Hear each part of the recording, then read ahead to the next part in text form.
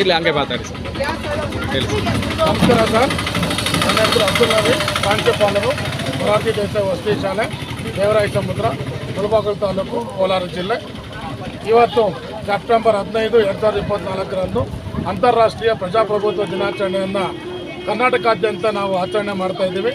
ಈ ನಿಟ್ಟಿನಲ್ಲಿ ಘನ ಸರ್ಕಾರವು ಸ್ವತಂತ್ರ, ಸಮಾನತೆ, ಮಾತೃತ್ವ ಮೂಲ ಮಂತ್ರಗಳನ್ನು ಜೀವಾಳವಾಗಿಸಿ ಪ್ರಜಾಪ್ರಭುತ್ವವನ್ನು ಎಲ್ಲರಲ್ಲೂ ಒಗ್ಗೂಡಿಸುವಂಥ ಕೆಲಸವನ್ನು ಮಾಡಬೇಕು. ಇಲ್ಲಿ ಯಾವುದೇ ರೀತಿಯಿಂದ ಜಾತಿ ಧರ್ಮ ಭೇದಗಳಿಲ್ದಿರ, ಯಾವುದೇ ರೀತಿಯಿಂದ ತಾರತಮ್ಯಗಳಿಲ್ದಿರ ಎಲ್ಲರೂ ಸಮಾನವಾದಂಥ ನಿಟ್ಟಿನಲ್ಲಿ ನಡ್ಕೊಂಡು ಹೋಗ್ಬೇಕು ಅನ್ನೋ ಒಂದು ಉದ್ದೇಶವನ್ನು ಇಟ್ಕೊಂಡು ಮಾನ್ಯ ಕರ್ನಾಟಕದ ಘನ ಸರ್ಕಾರ, ಸಮಾಜ ಕಲ್ಯಾಣ ಇಲಾಖೆ, ಗ್ರಾಮೀಣಾಭಿವೃದ್ಧಿ ಇಲಾಖೆ ಹಾಗೂ ವಿವಿಧ 7 ಇಲಾಖೆಗಳು ಸೇರಿಕೊಂಡು ಇವತ್ತು ಕರ್ನಾಟಕಾದ್ಯಂತ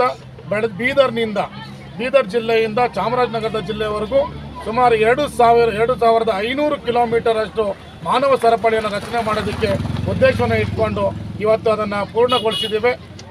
ಈ ಒಂದು ಮಾನವ ಸರಪಳಿ ನಿರ್ಮಾಣ ಮಾಡೋದರಲ್ಲಿ ಇಡೀ ಕರ್ನಾಟಕ ರಾಜ್ಯದ ಮೊರಾರ್ಜಿ ದೇಸಾಯಿ ವಸತಿ ಶಾಲೆಗಳು, ಕಿತ್ತೂರಾಣಿ ಚೆನ್ನಮ್ಮ ವಸತಿ ಶಾಲೆಗಳು, ಅಟಲ್ ಬಿಹಾರಿ ವಾಜಪೇಯಿ ವಸತಿ ಶಾಲೆಗಳು, ಕ್ರೈಸ್ಟ್ನ ಸಮಾಜ ಕಲ್ಯಾಣ ಇಲಾಖೆ ಅಡಿಯಲ್ಲಿ ಬರುವಂತಹ ಹಿಂದುಳಿದ ವರ್ಗಗಳ ಕಲ್ಯಾಣ ಇಲಾಖೆಯಲ್ಲಿ ಬರುವಂತಹ ಎಲ್ಲ ಮೊರಾರ್ಜಿ ವಸತಿ ಶಾಲೆಗಳು, ಮೆಟ್ರಿಕ್ ಪೂರ್ವ, ಮೆಟ್ರಿಕ್ ನಂತರದ ಬಾಲಕಿಯರ ಹಾಸ್ಟೆಲ್ನ ವಿದ್ಯಾರ್ಥಿನಿಯರು ಹಾಗೂ ವಿವಿಧ ಸಂಘ ಮತ್ತು ಸಂಸ್ಥೆಗಳು, ಅಂಗನವಾಡಿ ಕಾರ್ಯಕರ್ತೆಯರು, ನರ್ಸಿಂಗ್ ವಿದ್ಯಾರ್ಥಿಗಳು, ITI ವಿದ್ಯಾರ್ಥಿಗಳು, ಖಾಸಗಿ ವಿದ್ಯಾರ್ಥಿಗಳು ಹಾಗೂ ವಿವಿಧ ಸರ್ಕಾರಿ ಇಲಾಖೆಗಳ ಅಧಿಕಾರಿ ವರ್ಗದವರು, ಹೀಗೆ ಸುಮಾರು ಇಡೀ ಕರ್ನಾಟಕದ ವಿವಿಧ ಇಲಾಖೆಗಳ ಅಧಿಕಾರಿ ವರ್ಗಗಳನ್ನು ಮತ್ತು ವಿದ್ಯಾರ್ಥಿಗಳ ಒಕ್ಕೂಟಗಳನ್ನು ಸೇರಿಸಿಕೊಂಡು ಇವತ್ತು ಸಂಪೂರ್ಣವಾಗಿ ಬೀದರ್ನಿಂದ ಚಾಮರಾಜನಗರದವರೆಗೂ 2,500 ಕಿಲೋಮೀಟರ್ನ ಮಾನವ ಸರಪಳಿಯನ್ನು ಯಶಸ್ವಿಗೊಳಿಸೋದ್ರಲ್ಲಿ ಭಾಗಿಯಾಗಿದ್ದಾರೆ.